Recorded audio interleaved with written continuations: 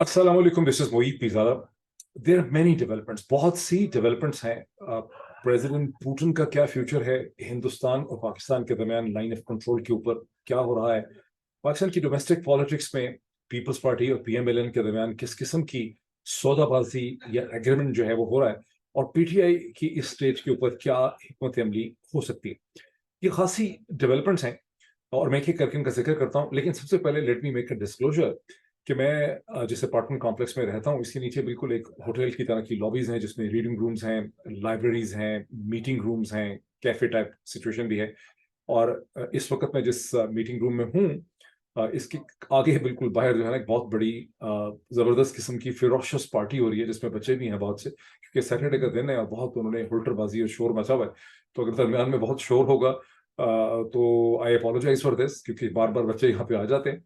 और घर से मुझे बच्चों ने निकाल दिए, क्योंकि मैं अपने अपार्टमेंट से, क्योंकि मेरे बच्चों ने मुझे निकाल दिया कि ये बोरिंग किस्म की चीजें यहाँ पे ना करें, यहाँ से बाहर निकले। तो मैं यहाँ आया था looking for a peaceful corner, और हमेशा मुझे मिल जाता है, लेकिन इस वक्त यहाँ पे भी बहुत ज्यादा हुल्टरबाजी है। उसका हल मैंने ये निकाला है कि ये जो ब्लू येटी माइक है, इसको उठा के मैंने अपने मुंह के बिल्कुल करीब कर लिया है। अमूमन मैं इसको दूर रखता हूँ, लेकिन इस वक्त मेरी कोशिश ये है कि इसकी ऑडियो ठीक रिकॉर्ड हो सके, बिकॉज इतनी दफा मुझे लान तान हुई है ऑडियो के इश्यूज के ऊपर। मेरे ख्याल है हजारों दफा लोगों ने कमेंट्स लिखे हैं कि ऑडियो ठीक नहीं है, ऑडियो ठीक नहीं है, कोई बेहतर माइक के अंदर इन्वेस्ट कर लें। मसला वो नहीं है माइक का, मसला बहुत सा ये भी है कि मैं टेक्नोलॉजिकली बिल्कुल नाबल्द और निकम्मा हूँ। मैंने बहुत से माइक ट्राई किए हैं, वो कुछ ना कुछ टेक्निकल मसला जो है वो उस पर हो जाता है। पता नहीं हजारों डॉलर में खर्च कर चुका हूँ डिफरेंट किस्म के माइक्स के ऊपर, but this Blue Yeti microphone I guess is a very good one. अच्छा, अब आ जाते हैं सिचुएशन के ऊपर। देखिए, इससे पहले कि हम डोमेस्टिक पॉलिटिक्स की तरफ चलें, क्विक हम नजर दौड़ाएं कि दुनिया में इंटरनेशनल स्टेज के ऊपर क्या हो रहा है। ये सही है कि पिछले एक डेढ़ घंटे में जो खबरें आई हैं, एक घंटा आप कहने जो रिपोर्ट हो रही हैं, और बहुत ही मुस्तनद जराए से रिपोर्ट हो रही हैं। तो न्यूयॉर्क टाइम्स ने, वॉशिंगटन पोस्ट ने, वॉल स्ट्रीट जर्नल ने ये रिपोर्ट किया है कि प्रेसिडेंट पुतिन और जो झगड़ा इस वक्त वहां पे चल रहा है, जहां वैगनर ग्रुप जो बताया जाता है कि एक प्राइवेट मिलिशिया है, और उसका जो लीडर है, बहुत अजीब सूरत हाल है ये कि एक प्राइवेट, इतना बड़ा प्राइवेट ग्रुप एग्जिस्ट करता है, मिलिट्री ग्रुप एग्जिस्ट करता है, जिसके पास 25,000 से ज्यादा ट्रूप्स हैं, वैगनर ग्रुप, और उसका लीडर है यवजीनी प्रिगोजिन। यवजीनी प्रिगोजिन।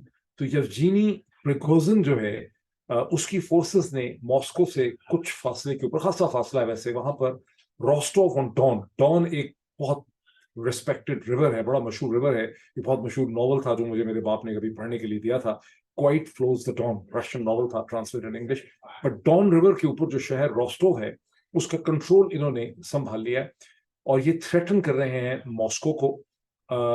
इन चीजों को हम अफवाहें समझते, रूमर समझते।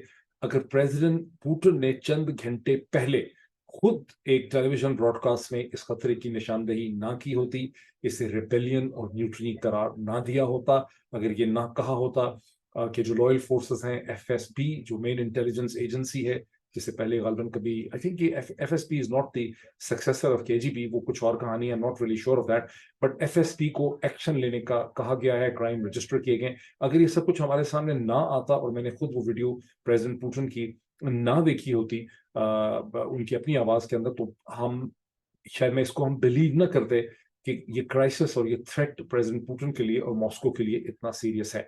लेकिन as of now president Alexander Lukashenko, जो बेलारूस के प्रेसिडेंट हैं, उन्होंने कोई एक डेढ़ घंटा पहले एक डील स्ट्राइक की है between the Wagner group leader Yevgeny Prigozhin के साथ। उसकी डील के क्या है कि वो, उसके बेसिक चीज तो यही हमें पता चलती है कि वैगनर ग्रुप जो है वो जंगबंदी करेगा, सीज फायर करेगा, मॉस्को की तरफ एडवांस नहीं करेगा, और यहां पर एक डील स्ट्राइक हो जाएगी।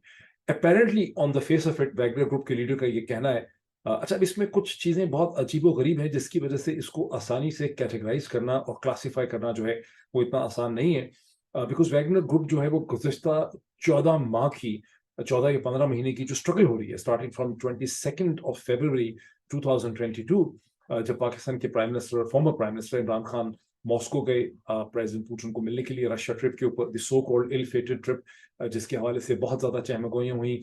کہ عمران خان کی جو پولیٹیکل فیٹ سیلی اس ٹرپ کی وجہ سے ہو گئی ہے. I don't buy that. میں نے اس وقت سے آج تک یہ بتایا کہ عمران خان کے خلاف جو بھی کہانی اور سازش تیار ہو رہی تھی وہ تو کہیں جون 2020 سے بڑی تیزی سے اس کے اوپر کام ہو رہا تھا, اور وہ ایک لارجر انٹرنیشنل اور ریجنل پلاٹ کا حصہ ضرور ہے, لیکن عمران خان کی جو اپیئرنس تھی ماسکو میں وہ پاپولر امیجنیشن میں بہت اہم ہے, لیکن عمران خان کے رجیم سے نکالے جانے سے اس کا کوئی بہت زیادہ کیٹیگوریکل تعلق نہیں ہے, کیونکہ عمران خان صاحب نے ذاتی طور پہ پولیٹیکلی اس کو سیل کیا اور پورے میڈیا نے اس کو سیل کیا, لیکن اصل حقیقت وہ نہیں ہے. بٹ ان اینی کیس وہاں سے جو جنگ شروع ہوئی, اس جنگ کے اندر یہ ویگنر گروپ جو ہے یہ رشین فورسز اور پریزیڈنٹ پوٹن کا لوئل ہے, اور اس نے وہاں پر بہت لڑائی لڑی ہے, اور بخموت کا جو شہر ہے اس کی فتح میں یوکرین میں اس کا بڑا رول ہے. تو پھر کیا اس میں ہو گیا؟ اپیرنٹلی جو اسٹیٹڈ, اب آپ اس میں فرق پڑ جاتا ہے جہاں پر ایک چیز ہے رپورٹ کرنا اور ایک چیز ہوتی ہے انالیسس کرنا. اگر آپ صرف رپورٹنگ کے اوپر جائیں گے دین رپورٹڈلی ویگنر گروپ کا یہ کہنا ہے کہ رشین ٹاپ ملٹری جو چیف ہے اور جو اس کے ڈیپٹی چیف ہے اور جو ہائی کمانڈ ہے ملٹری کی وہ نکمی ہے. They have not prosecuted the Wagner war very well, جس کی وجہ سے ریورسلز ہوئے ہیں, اور وہ چاہتے ہیں کہ ان کو ہٹایا جائے. یہ جو آرمی چیف وغیرہ ہیں یہ پہنچیں روسٹوف آن ڈون میں, اور ویگنر گروپ کے یہ جو لیڈر ہیں یوجینی پریگوزن, ان کے ساتھ وہ مذاکرات کریں اور چیزیں سیٹل ہوں گی. اور وہ یہ بھی کہہ رہا ہے کہ میں ماسکو کے خلاف نہیں ہوں, میں پوٹن کے خلاف نہیں ہوں. یہ رپورٹڈ چیزیں ہیں جس کو آپ رپورٹنگ کہتے ہیں. اب انالیسس آ جاتا ہے. دیکھیے انالیسس میں اس چیز کو سمجھنا بہت ضروری ہے کہ as early as April and May, جب تقریباً 100 دن 90 دن کمپلیٹ ہو گئے تھے یوکرین آپریشن کے, تو میں نے فارن پالیسی اور فارن افیئرس کے اندر اس قسم کے پیسز پڑھے اس وقت, جس میں جو اینالسٹ تھے, جو لکھنے والے تھے, جو بڑے یعنی امپورٹنٹ یورپین سیکورٹی کے ایکسپرٹ تھے, انہوں نے اس اوپینین یا انالیسس کا اظہار کیا تھا کہ الٹیمیٹلی یوکرین کی جنگ جو ہے چونکہ یہ ٹھیک نہیں کر سکے گا, پوٹن اس کو ٹھیک ہینڈل نہیں کر سکے گا, and after the first 90 days یہ آبویس تھا کہ وہ رشین ملٹری پاور جس کا خیال تھا کہ وہ 30-40 دنوں میں 50 دنوں کے اندر یا 30-40 دنوں میں اس معاملے کو کنٹرول کر لیں گے, جس طرح سے 2014 میں انہوں نے ڈون باس کے کانفلکٹ کو ہینڈل کیا تھا, ناٹ ریئلائزنگ دس تھنگ کہ سینٹرل انٹیلیجنس ایجنسی امریکہ اور ویسٹ جو ہیں وہ کتنی شدت سے تیاری کر کے بیٹھے ہوئے تھے یوکرین میں رشیا کو, رشین ملٹری کو وہاں پھنسانے کے لیے. تو فارن پالیسی اور فارن افیئرس میں یہ کلیم اور یہ انالیسس میں نے پڑھا, اور میں نے اپنے کسی ویلاگ میں اس کا ذکر بھی کیا تھا کہ ایکسپیکٹڈ یہ ہے کہ یوکرین کی جنگ کا جو نیگیٹو آؤٹ فال ہے اس کے نتیجے میں پوٹن کی جو ہولڈ ہے پاور میں اور لیڈرشپ پہ رشیا کے اندر وہ ختم ہو جائے گی, اور پوٹن کو اوور تھرو کیا جا سکے گا, اور پوٹن کا ایرا جو ہے وہ ختم ہو جائے گا. تو کہنے میں رپورٹر کی پوائنٹ آف ویو سے کیا ہے کہ ویگنر گروپ کے کہتا ہے کہ رشیا پوٹن کے ساتھ جھگڑا پوٹن کے ساتھ نہیں ہے, پوٹن کی ملٹری کے چیف کے ساتھ مسئلہ ہے, بیڈ وار کی پروسیکیوشن کا مسئلہ ہے, اور ہم بڑے پیٹریٹ اینڈ آل دیٹ. لیکن اینالسٹ, میرا جو اینالسٹ ہیٹ ہے مجھے کیا بتاتا ہے کہ ویگنر گروپ کی آؤٹ سائڈ فورسز کے ساتھ یعنی ویسٹ کے ساتھ ڈیل ہے, اور اس ڈیل کے نتیجے میں ایک بہت ہی کریڈیبل سیریس چیلنج جو ہے وہ پوٹن کی لیڈرشپ کے لیے کریٹ کر دیا گیا ہے. اب رشیا بینگ رشیا کوئی افریقن کنٹری تو نہیں ہے کہ ایک انویڈنگ پرائیویٹ آرمی جو ہے وہ ماسکو کے اوپر حملہ آور ہو, ماسکو پہ قبضہ کر لے اور وہاں اسٹریٹ فائٹنگ ہو, جس طرح سے افریقہ کی کنٹریز میں یا مڈل ایسٹ میں ہوتا رہا ہے. لگتا یہی ہے کہ جو ڈیل بھی ہوئی ہے اس کے نتیجے میں مجھے ایسا لگ رہا ہے, میری اس وقت فیلنگ یہ ہے, دی اینالسٹ فیلنگ یہ ہے کہ پریزیڈنٹ پوٹن کی is fatally wounded, is mortally wounded, politically wounded ہے یہاں پہ, بیکاز ایک اسٹرانگ مین کو جب اتنا سیریس چیلنج ہو کہ اس کے ایک ایلائے کو بیلاروس کے پریزیڈنٹ الیگزینڈر لوکاشینکو جو ہیں ان کو یہاں پر ایک ڈیل کروانی پڑے اور فورسز ڈیفیٹ نہ ہو اور اس کا آسانی سے حل نہ نکل سکے, اس کا مطلب ہے کہ پریزیڈنٹ پوٹن کی سیاسی حیثیت جو ہے وہ بڑی سیریس طور پر یہاں پر متاثر ہو گئی ہے. اس کے آگے یوکرین کی جنگ کا کیا ہوگا, پریزیڈنٹ پوٹن کا کیا فیوچر ہے, اس سٹیج پہ اس کے بارے میں حتمی طور پہ کنکلوسیولی کچھ کہنا بہت مشکل ہے. میں آلریڈی اچھا مجھے ایک بہت بڑا افسوس آپ سب کے ساتھ ہے, یہ میرا ایک نوٹ آف پروٹیسٹ ہے کہ پاکستانی جو ویورشپ ہے, خواہ وہ ویلاگس کو دیکھتی ہو یا ٹی وی کو دیکھتی ہو, اس میں بہت ہی کم چھوٹی سی ایک ٹائنی پرسنٹیج ایسی ہے جو بین الاقوامی معاملات اور انٹرنیشنل ریلیشن شپس میں کوئی سبسٹینٹیو انٹرسٹ رکھتی. پاکستانیوں کے مفروضے ہیں جس کے ذریعے وہ دنیا کو انڈرسٹینڈ کرتے ہیں, اور حالانکہ یہ جو انڈرسٹینڈنگ ہے دنیا کی ریجنل افیئرز کی, خاص کر کے پوری دنیا کی, یہ خود پاکستان کی ڈومیسٹک پالیٹکس کے ٹرینڈز کو, ڈائریکشن کو سمجھنے کے لیے بہت ضروری ہے. لیکن چونکہ پاکستانی میڈیا کے اندر چونکہ پاکستانی لوگوں میں ڈیزائر ہی نہیں ہے، اور میں نے آپ کو پتا ہے ہر پاکستانی ٹیلی ویژن چینل پہ کام کیا ہے، جیو ہو، ARY ہو، ایکسپریس ہو، دنیا نیوز ہو، PTV ہو، تو مجھے اس کا اچھی طرح سے احساس ہے کہ پاکستانی پبلک کو چونکہ انٹرنیشنل کانٹینٹ اور خبروں سے کوئی بھی سبسٹینٹیو پروفیشنل انٹرسٹ ہے ہی نہیں، ان کا فوکس بالکل انورڈ ہے. اتنی ستم ظریفی ہے کہ ہندوستان کی پالیٹکس کے ساتھ بھی کسی قسم کا کوئی انٹرسٹ نہیں. ہندوستان کے اندر پاکستان کی پالیٹکس کو سمجھنے میں پروفیشنل ایکسپرٹیز پائی جاتی ہے، ان کو پاکستان کے بارے میں بہت بہتر جانکاری اور انڈرسٹینڈنگ ہے. پاکستانیوں کو ہندوستان کی جو 29 اسٹیٹس ہیں ان کا بھی نہیں پتا، ان کی ٹاپ پرائم منسٹر کے علاوہ کسی لیڈرشپ کا بھی نہیں پتا، ان کے ہندوستان کے ڈومیسٹک پالیٹکس کے ایشوز کا سرے سے پتہ ہی نہیں ہے. اور جو کچھ بھی پاکستان میں ہندوستان کے حوالے سے اور دنیا کے حوالے سے ڈسکرائب کیا جاتا ہے، وہ ماں سوائے 2 انگریزی کے اخباروں کو چھوڑ کے وہ صرف مفروضے ہیں، ایگزیجریشنس ہیں، کانسپریسی تھیریز ہیں، جس کی وجہ سے پاکستان کا جو بھی پڑھا لکھا طبقہ ہے اس کو دنیا کے معاملات کی کوئی انڈرسٹینڈنگ جو ہے وہ بالکل بھی نہیں. حالانکہ یہ دنیا کے معاملات کی لیک آف انڈرسٹینڈنگ ہی تو ہے جس کی وجہ سے پاکستان کے اندر ایک ڈومیسٹک پولیٹیکل کرائسس کھڑا ہوا، جہاں پاکستان کے آرمی چیف نے اپنی آرمی کو، اپنے ملک، اپنے پرائم منسٹر، اپنی ہی اسٹیٹ کو اکارڈنگ ٹو مائی انالیسس بیٹرے کیا. اور اس بیٹریل کے نتیجے میں پاکستان ایک ایسے پولی کرائسس کا شکار ہو گیا ہے جس میں سے نکلنے کا راستہ اب کسی کو بھی ٹھیک طرح سے نہیں پتا. لوگ پریٹینڈ تو بہت کر رہے ہیں، پولیٹیکل پارٹیز پریٹینڈ کر رہی ہیں، PTI کی لیڈرشپ پریٹینڈ کرتی ہے کہ ان کے پاس کوئی فارمولا ہے. پاکستان کی اسٹیبلشمنٹ مسلسل اپنے آپ کو یہ بہلاوا دے رہی ہے کہ ان کے پاس اس پولی کرائسس سے نکلنے کا کوئی طریقہ ہے، اور ان کا طریقہ یہی ہے کہ عمران خان اس کی پارٹی کو کرش کر دیں تو اس پولی کرائسس کا حل جو ہے وہ نکل آئے گا.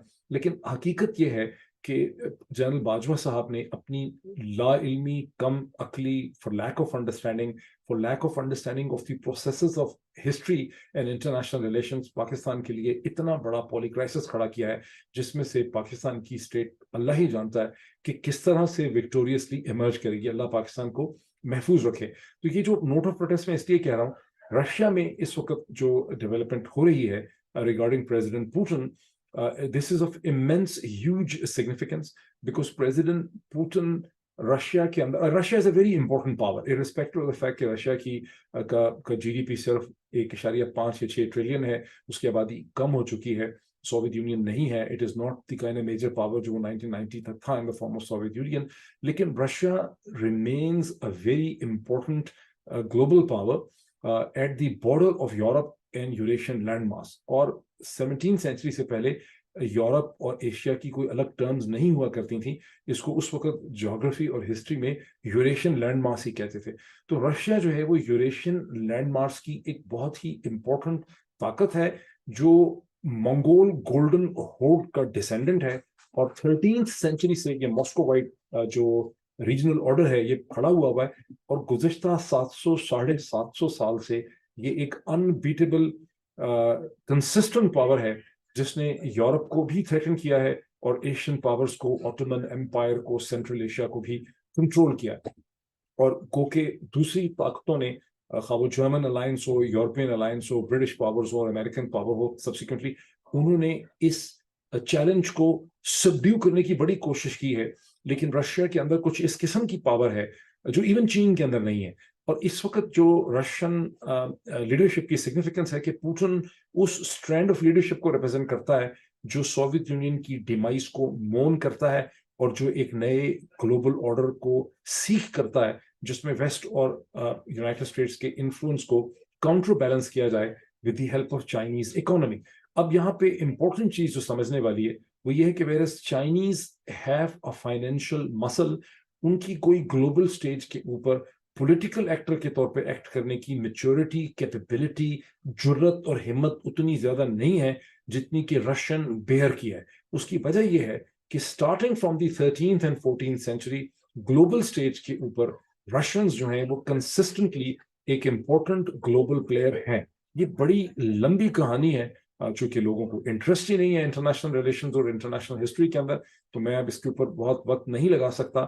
میں ایک سیپریٹ چینل ضرور کھڑا کرنا چاہتا ہوں انگلش کے اندر جہاں میں اور ایکسپرٹس اور اکیڈیمکس کے ساتھ ان چیزوں کی بات کروں، پھر جو انٹرسٹڈ ہوگا وہ اس کو فالو کرے گا.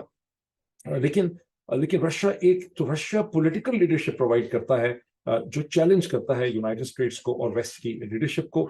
चाइनीज के अंदर उस किस्म की अंडरस्टैंडिंग नहीं है। पाकिस्तानियों में के अंदर बड़ा एक शौक है चीन को बहुत ज्यादा बढ़ा चढ़ा के डिस्क्राइब करने का, लेकिन चाइनीज के पास फाइनेंशियल मसल जरूर है, लेकिन उनके पास ग्लोबल थिएटर के ऊपर एक्ट करने की जो विजडम और मेच्योरिटी और एक कैरेक्टर की स्ट्रेंथ भी होती है, खड़े हो सकने की जुर्रत होती है, वो जुर्रत उनमें नहीं है। वो जुर्रत जो है, जो करज है, वो बेसिकली रशियंस के अंदर पाई जाती है। तो पुतिन को गिराना और उसको खत्म करना यूक्रेन प्रोजेक्ट का एक इम्पोर्टेंट ऑब्जेक्टिव जो है, उसको समझा जा सकता है। और अगर आप में से वो लोग और बहुत ही कम आप में से ऐसे लोग होंगे जिन्होंने, जब ये यूक्रेन क्राइसिस खड़ा हुआ फरवरी में, तो पीछे से 2014-15 से लेकर 2022 तक जितने इसके बारे में पीसेस फॉरेन अफेयर्स और फॉरेन पॉलिसी में छपे हैं, क्योंकि उसकी कहानी बहुत पीछे से चल रही थी, वो मैंने पढ़े एक दो तीन चार रातें लगा के सारे।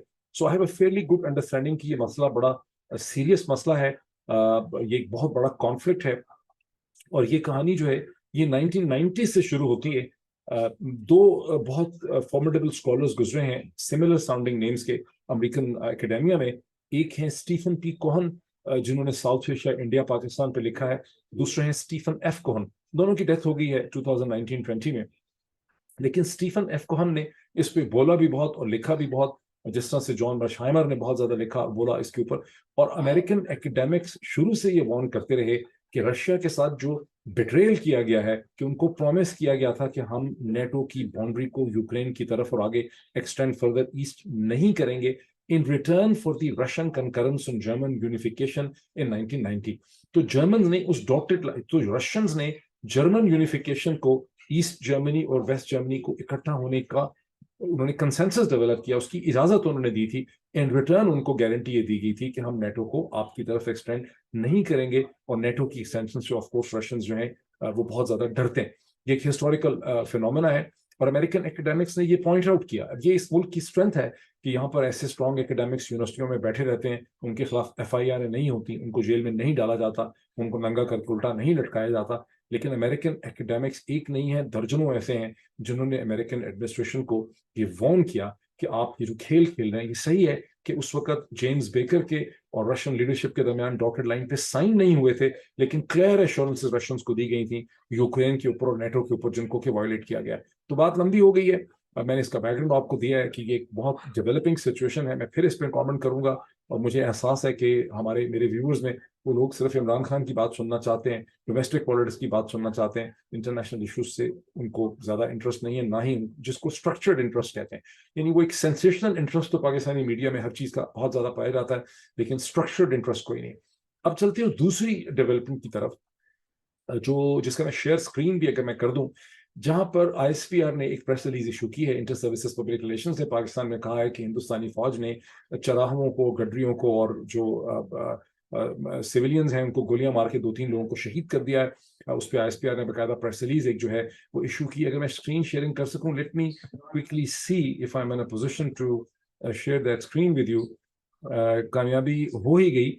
Two martyred as India breaches February 2021 line of control truce। मैं चाहता ही हूं कि मैं एग्जैक्टली आपको एग्जैक्ट वो वर्ड्स पढ़ के सुना दूं। ये इन्वर्टेड कॉमर्स में है, येलो में मैंने हाईलाइट किए हैं। The Indian army in a display of its usual inhumane approach towards innocent Kashmiris opened indiscriminate fire onto a group of shepherds in Satwal sector, the ISPR said in a statement. The military's media wing added that driven by a newfound geopolitical patronage, Indian forces have embarked on a plan to take innocent lives, to satiate the false narratives and concocted allegations। अच्छा, अब ये चीज जो है ना, ये मुझे बड़ी अजीब लग रही है, ये वाली चीज। जहां तक इसका कि गोलियां चल गई, लोगों की डेथ हो गई, इंडियंस का भी मैंने स्टेटमेंट देख ली है, उनके अखबारात में लिखा है कि इस सेक्टर में से 3 हेविली आर्म्ड जो इंसर्जेंट्स थे या जो भी इन्फिल्ट्रेटर्स थे, वो इन्फिल्ट्रेट करने की कोशिश कर रहे थे, जंगल का, फॉलिएज का, दरख्तों का फायदा उठाते हुए और कवर फायर वगैरह का फायदा उठाते हुए, तो उनको शूट किया गया है। वो पाकिस्तानी साइड पे ही गिरे हैं, उनको उठा लिया गया है। This is how the Indian media like NDTV, times of India etcetera ने इसको रिपोर्ट किया। लेकिन उन्होंने उसके अंदर कोई लंबी चौड़ी थ्योराइजिंग नहीं की है, पाकिस्तानी साइड ने इसको थ्योराइज भी किया है। The military's media wing added that driven by a newfound geopolitical patronage, Indian forces have embarked on a plan to take innocent lives, to satiate the false narratives and concocted allegations. फिर दूसरा paragraph भी, while a strong protest is being launched with the Indian side, Pakistan reserves the right to respond back in a manner of its choosing to protect Kashmiri lives in the LOC build, the statement है. ये दोनों जो points आप यहाँ पे देख रहे हैं कि हम हिट बैक भी कर सकते हैं, ये एक साजिश है, जो कुछ इशारा किया जा रहा है कि जो कुछ वाशिंगटन में नरेंद्र मोदी और बाइडेन के दरमियान में जो एक बॉनभूमि है, जो हिंदुस्तान और अमेरिका के दरमियान जो एक मल्टी डिमेंशनल स्ट्रेटेजिक जो एक एग्रीमेंट्स हुए हैं, उसके नतीजे में ये चीज़ हुई है. ये जो इख्तरा है ISPR की और जो ये इंटरप्रिटेशन है ISPR की और जो ये कहना है कि हम हिट बैक कर सकते हैं, this actually worries me, because इस किस्म की, और फिर इस पर स्ट्रॉन्ग ऑफिशियल प्रोटेस्ट करना. अच्छा, ये खाली मुझे ही ये परेशानी नहीं है, मुझे बड़ी खुशी ये है कि खुद अखबार ने भी यानी ट्रिब्यून ने भी बेसिकली ये कोई छोटा मोटा बंदा भी नहीं है जिसने स्टोरी लिखी है. ये स्टोरी ट्रिब्यून के जो लीड डिफेंस कॉरेस्पॉन्डेंट हैं कामरान यूसुफ साहब, बहुत ही रिस्पेक्टेड, कभी कभी उनसे मुलाकात भी हुआ करती थी इस्लामाबाद में. ये स्टोरी कामरान यूसुफ ने लिखी है, कोई नॉर्मल छोटा मोटा यानी ये रिपोर्टर स्टोरी कहानी नहीं है, रिपोर्टर कहानी, और ये वो रोइटर की स्टोरी नहीं है. और यही वजह है कि आपको ये पैराग्राफ इसमें पढ़ने को मिल रहा है. यहाँ पर मैं एक चीज़ जिसकी बहुत अभाम, कन्फ्यूजन और डिसइंफॉर्मेशन मचाई गई है कि रिपोर्टर बेचारे का काम ये होता है कि वो रिपोर्ट करे और रिपोर्टर की ऊपर खोपड़ी में कुछ भी नहीं होता, भूसा भरा हुआ होता है और वो सोच समझ नहीं सकता, वो एनालिसिस ऑफर नहीं कर सकता. इस चीज़ को पाकिस्तान में बहुत फैलाया गया है, दुनिया में भी लोगों को इस किस्म की बकवास बहुत बताई गई है. लेकिन आप देख लें कि कामरान यूसुफ ने यहाँ पर 2 पैराग्राफ में बहुत ही एहतियात से ये चीज़ लिख भी दी है, जो मेरे भी जहन में है और आप में से सैकड़ों हज़ारों लोगों के जहन में भी सवाल पैदा हो रहा होगा. The fact Pakistan formally issued a statement and condemned the incident suggested that the two countries may get embroiled in a new phase of hostilities along the line of control, a de facto border that divides Kashmir between Pakistan and India. The indirect reference to Indo-US deepening defense cooperation by the ISPR added a new dimension to the conflict between Pakistan and India. अब मैं इसकी stop sharing करता हूँ. मुझे इसकी परेशानी ये है कि ISPR की स्टेटमेंट मुझे कोई नॉर्मल नेचुरल किस्म की नहीं लग रही, जो इस किस्म के, क्योंकि ये जो सीज फायर है ये जनरल बाजवा की ज़ाती कोशिशों की वजह से मिलिट्री टू मिलिट्री अंडरस्टैंडिंग के नतीजे में फरवरी 2021 में ये सीज फायर को री इम्प्लीमेंट या री इनिशिएट किया गया था. ये वही सीज फायर है जो 2003 का हिस्टोरिक सीज फायर है after 9/11, after the Indian mobilization इन December 2001 एंड 2002. उसके बाद जो अंडरस्टैंडिंग डेवलप हुई उसमें ये 2003 का सीज फायर था, जिसको री इम्प्लीमेंट किया जनरल बाजवा की एफर्ट्स की वजह से. और मुझे याद है कि जब मेरी इंडियन हाई कमीशन में इस हवाले से मुलाकातें होती थी, मेरी हर महीने ही मुलाकात होती थी. आई वॉज अ वेरी मुझे बड़ी एक्सेस रही है उस मामले में वहाँ पे with the Indian high commission, with the British high commission, with the US embassy, and with all the European missions, and also of course with the Pakistani military and with the Pakistani Foreign Office. तो Indian side ने general Bajwa के role को बहुत ज़्यादा appreciate किया था in achieving this cease fire. लेकिन Indian side ने ये भी कहा था अपनी ब्रीफिंग में कि अगर ये मिलिट्री टू मिलिट्री अंडरस्टैंडिंग को कोई क्रेडिबल पॉलिटिकल कवर ना मिल सका तो ये सीज फायर बहुत देर लास्ट नहीं करेगा. लेकिन ये एक मौजज़ा है कि ये सीज फायर जो है फरवरी 2021, 2022, 2023 और इसने तकरीबन 26-27 महीने इस सीज फायर ने लास्ट किया. अब इस स्टेज पे इस सीज फायर को कौन तोड़ना चाह रहा है, डिस्टर्ब करना चाह रहा है? ये हम पाकिस्तानी साइड से शरारत कर रहे हैं अपने किसी पॉलिटिकल मकासद में, या वाकई ही जिस तरह से ISPR ने इल्ज़ाम लगाया है कि in the new found confidence ये इंडियन जिसमें प्ले कर रहे हैं? जाहिर है कि हम ये जजमेंट नहीं कर सकते, लेकिन ज़्यादा जो पैरेलस पॉलिटिकल सिचुएशन है, यानी वो मुल्क और वो हुंता या वो लीडरशिप PDM की गवर्नमेंट को ज़्यादा ज़रूरत है बॉर्डर्स के ऊपर टेंशन पैदा करने की, जैसा कि मैं भी एक्सप्लेन भी करता रहता हूँ. इंडियन साइड को कोई ज़रूरत है नहीं, जो मेरी नाकस अकल में मुझे नज़र नहीं आ रहा कि उनको कोई ज़रूरत हो कि वो ये सब कुछ करें. वो तो एंजॉय कर रहे हैं. अगर आप इंडियन एस्टैब्लिशमेंट के जो कमेंटेटर्स हैं जैसे मेजर गौरव आर्या वगैरह हैं, तो उनको आप देखें तो वो तो उनकी तो बातें खिली नहीं है, वो तो पाकिस्तान के अंदर पॉलिटिकल टर्मोइल को बहुत ज़्यादा एंजॉय कर रहे हैं और वो पाकिस्तान को कोई अपॉर्चुनिटी नहीं देना चाहते कि एक नेशनलिस्टिक वेव जनरेट कर सके पाकिस्तान की इस वक्त की गवर्नमेंट. अब ये सारी क्राइसिस के साथ 2 चीज़ें हमने डिस्कस कर ली, international against your wishes. I know कि आप लोग नहीं इंटरनेशनल इश्यूज में इंटरेस्टेड ही नहीं है ज़्यादा, लेकिन मजबूरन उसको डिस्कस करना पड़ता है। अब आ जाए उस डोमेस्टिक पॉलिटिकल क्राइसिस में, जहां आप देख रहे हैं कि एक बार फिर लंदन, दुबई और सऊदी अरब जो है वो पाकिस्तान की सियासत का मरकज बनते नजर आपको आ रहे हैं। और इसमें एक अनयूजुअल डेवलपमेंट है। अनयूजुअल है क्योंकि लग रही है, लेकिन है अनयूजुअल इसलिए नहीं कि नवाज शरीफ साहब हमेशा ही सऊदी अरब का रुख अख्तियार करते हैं हज के मौके के ऊपर और फिर ईद से पहले, और वहाँ कई दिन गुजारते हैं। तो गालिबन 1-2 हफ्ते के लिए वो ट्रैवल कर रहे हैं, वो दुबई में मौजूद हैं, पहुंच चुके हैं। मरियम नवाज भी वहाँ पहुंच चुकी हैं। शहबाज शरीफ साहब जो एज एक्सपेक्टेड पेरिस से लंदन पहुंचे थे, वो भी अब यहाँ पहुंचेंगे, दुबई और फिर सऊदी अरब। और ये सारी फैमिली यहाँ पे इकट्ठी होगी।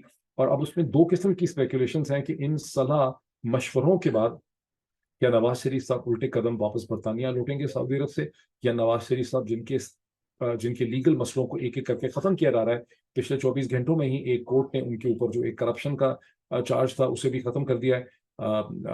तो अब क्या फिर बाद सोर्सेज ये कहते हैं कि वो सऊदी अरब से पाकिस्तान का रुख इख्तियार करेंगे, उनकी लीगल डिफिकल्टीज खत्म हो रही हैं और वो इलेक्शन के लिए एक तरह के कैंडिडेट भी उस इलेक्शन में हो सकते हैं। ये एक किस्म की एक स्पेकुलेशन है।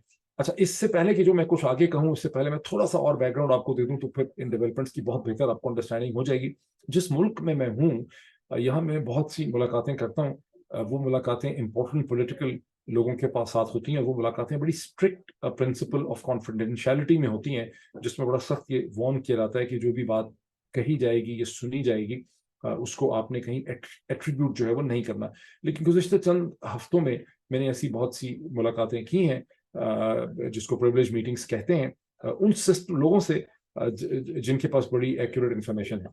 अब जो मैं कहने लगा हूँ ये किसी ने कहा नहीं है in these words and statements, this is the sum total of the understanding जो मैंने डेवलप की। कुछ चीजें कही भी गई है, लेकिन सम टोटल अंडरस्टैंडिंग की गई। इस सिस्टम की तरफ से बारहा पाकिस्तानी सिस्टम को ये कन्वे कर दिया गया है कि बाकी तो जो कुछ आप कर रहे हैं वो तो चले ठीक है, करें, एक तरह से पैसे अप्रूवल है, लेकिन आपको इलेक्शन जरूर करवाने होंगे। आप इलेक्शन जो है नेशनल इलेक्शन से जान नहीं छुड़ा सकते।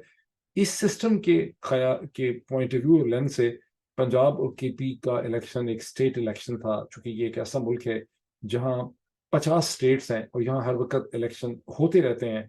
कभी कांग्रेस के हर स्टेट बाई कैमरल है, उसमें सेनेट भी है, उसमें आगे हाउस भी है, तो हर वक्त इलेक्शन होते रहते हैं। सो अमेरिकन सिस्टम ने कभी भी खैबर पख्तूनख्वा और पंजाब के इलेक्शंस को बहुत सीरियस तरीके से नहीं देखा, लेकिन ये कन्वे कर दिया गया है पाकिस्तान की इस्टेब्लिशमेंट को, हुकूमत को, और बहुत पहले कन्वे कर दिया गया था समवेयर इन द मार्च। उसको बाद में रीअफर्म किया गया है कि आपको इलेक्शन कराने होंगे। और अमेरिकन पावर सेंटर्स ने अपने पॉलिटिकल सिस्टम को आगे, जो ब्रांच्ड आउट सिस्टम है in the form of Congress and Senate and reps, उनको भी ये कन्वे कर दिया है कि हमने पाकिस्तान को ये कन्वे कर दिया, और ये आगे से ये चीज जो है वो कन्वे कर रहे हैं। सिस्टम में पीटीआई के लिए, इमरान खान के लिए किसी किस्म की कोई सिंपैथी नहीं पाई जाती, लेकिन इलेक्शन पे उनका कंसेंसस है कि पाकिस्तान में इलेक्शन होंगे, जैसे कैसे हों। ये भी माइंड में रखें, जैसे कैसे भी इलेक्शन पाकिस्तान में एस्टैब्लिशमेंट कराएगी, उससे वेस्ट जो है वो अप्रूव कर देगा, अनलेस के उस इलेक्शन के ऊपर कोई बहुत बड़ा ऐसा ठड्डा हो जाए जिसको कि छुपाना जो है वो मुमकिन ना रहे।